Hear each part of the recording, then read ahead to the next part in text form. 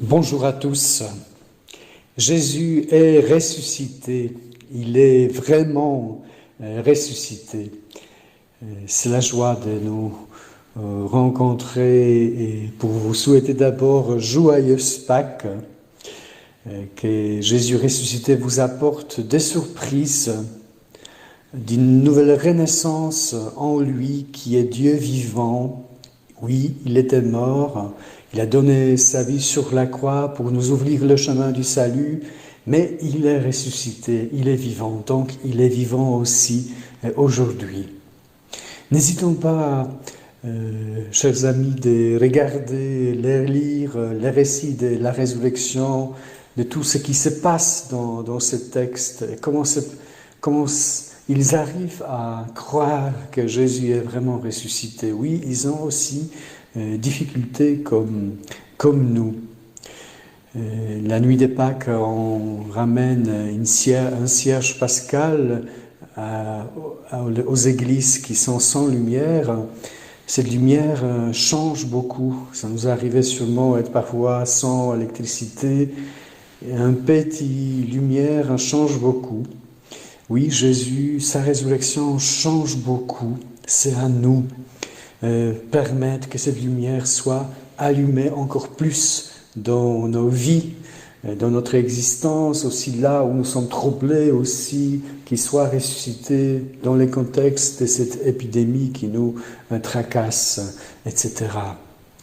Qu'est-ce que moi je trouve semblable, commun dans tous ces chemins des différents disciples de Jésus, ce jour de la résurrection? Je pense maintenant, aujourd'hui, ce jour, il me vient un mot, attendre. Ils attendent quelque chose de Jésus. Oui, ils sont troublés, perdus, mais ils attendent, ils courent.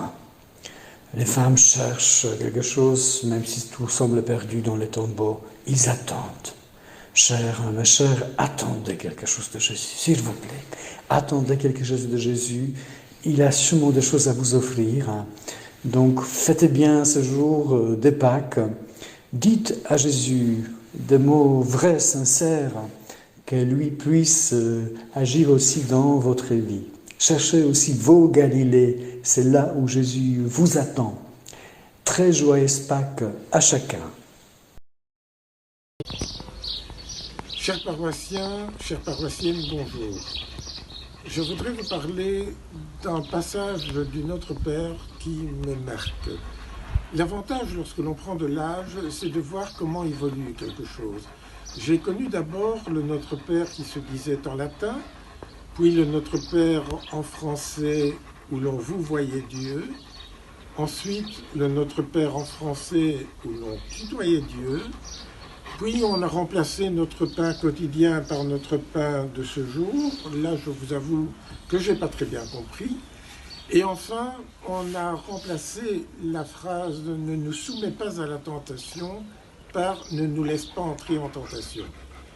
Là, effectivement, la première appellation « ne nous soumets pas à la tentation » donnait un peu une impression bizarre. Dieu qui envoyait des tentations comme ça au hasard sur la terre, puis s'amusait à compter, tiens, celui-là il succombe, celui-là il succombe pas. J'aime bien la phrase que l'on attribue à tort ou à raison à Albert Einstein et qui disait « Dieu ne joue pas au dé avec l'univers ».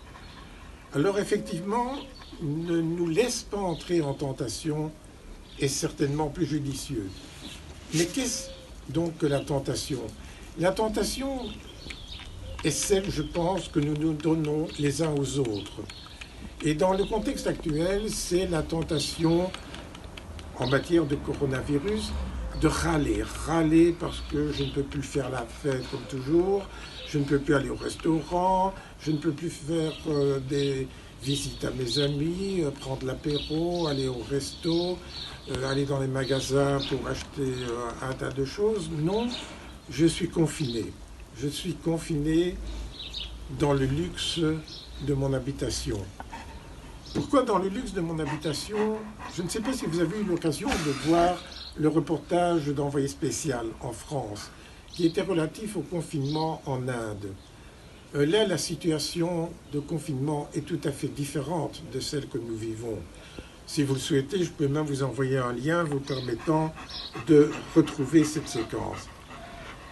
Alors, la tentation, c'est aussi de râler en disant, tiens, aujourd'hui, environ un mois après le début du confinement, il y a en Belgique un certain nombre de morts, 3000 et des poussières.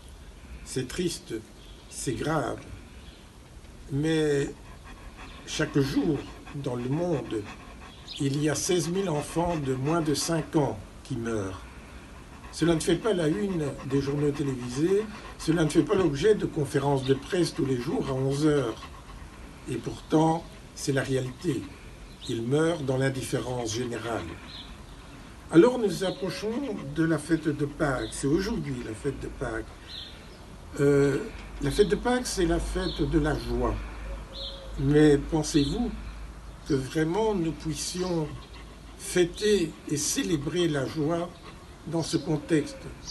Pour beaucoup d'enfants dans le monde, et je ne parle pas des adultes, la fête de Pâques, c'est comme les autres jours de la semaine.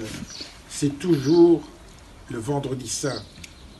Vous savez, le jour où le Christ sur la croix a dit « Père, pourquoi m'as-tu abandonné ?» Chaque jour, plus de 16 000 enfants dans le monde se disent « Humanité, pourquoi m'avez-vous abandonné ?» Alors, la fête de Pâques, la joie, ce n'est pas pour tout le monde. Je conçois que dans ce petit mot que je vous ai fait, j'ai succombé à la tentation de la colère. Mais celui qui n'a jamais péché, qu'il me jette la première pierre. Et je suis persuadé que le Christ me pardonnera d'avoir entaché la joie pascale de ce voile ô combien réel. Merci. Bonjour à tous et à toutes. En ce beau jour de Pâques, nous sommes là justement pour nous faire part de notre témoignage. Bien sûr, chaque famille connaît parfois des doutes, des périodes de découragement, de difficultés. Nous aussi, particulièrement dans notre vie, nous avons aussi connu